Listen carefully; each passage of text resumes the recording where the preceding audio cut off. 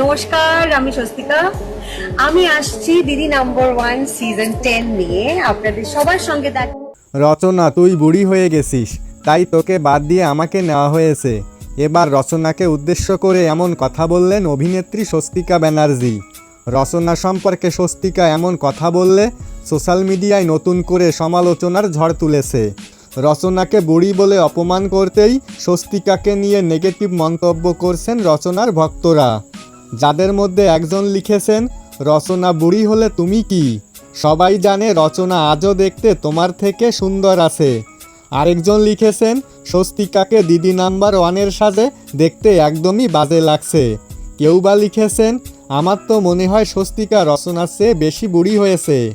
তো বন্ধুরা, আপনাদের কাছে কাকে বেশি ভালো লাগে, রচনা নাকি স্বস্তিকা? আপনার মতামতটি অবশ্যই কমেন্ট করে জানাবেন।